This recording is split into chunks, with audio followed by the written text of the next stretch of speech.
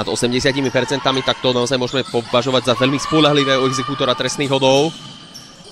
No ale pozor, preto, lebo teraz prišla presná trojka Lívie Pistovej.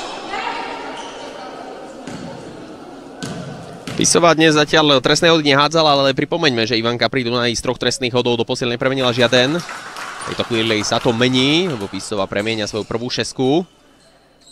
Jej úspešnosť na trestných hodoch, dá sa povedať, že možno aj najlepšia z celého týmu Ivanky pri Dunaji.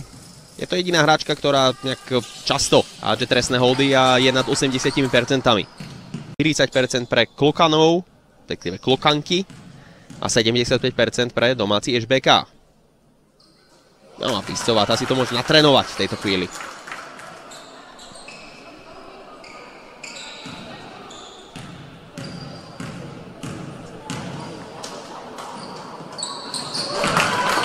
Výborná exekútorka trestných hodov, skutočne. To je odpoveď. Vyrovnané na 34-34. Presná trojka, ktorú zaznamenala Lívia Pistová.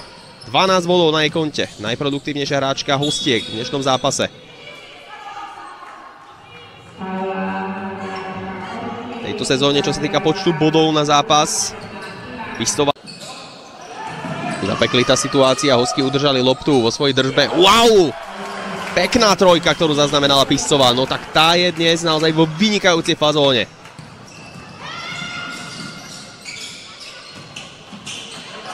Jednoznačne najlepšia hráčka celého zápasu. To aj Hrimaliuková, čo sa týka počtu bodov, je na tom dobré, ale Hrimaliukovej často tie body dokážu pripraviť aj superky. Tie body, ktoré zaznamenáva Pistová, to sú skôr také záblesky geniality.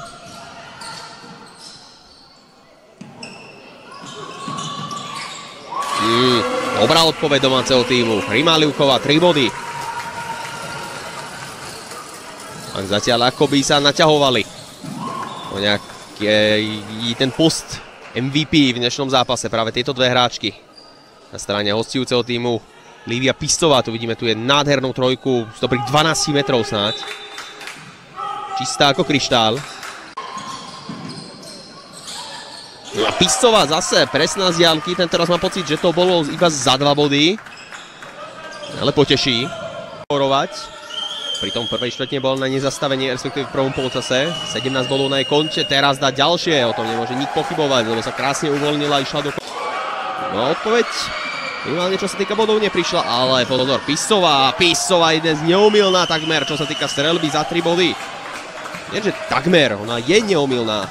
Nie, tak predsa len takmer. 1 trojku dnes zahodila, ale inak je 100%. 4 z 5, to je výborná bilancia, čo sa týka streľby za 3 body, najmä v basketbalovej extralíge žien. Je to krásna štatistika. 54-60, stav po 3 štvrtinách. Dá sa povedať, že domáce hráčky si to spôsobili sami svojim veľkým nedôrazom.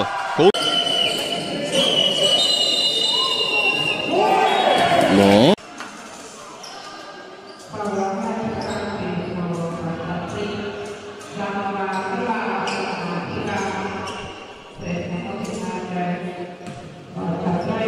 No, je to poriadny boj, ale zdá sa, že k víťazstvu sa napokon prebojuje hostujúci tým.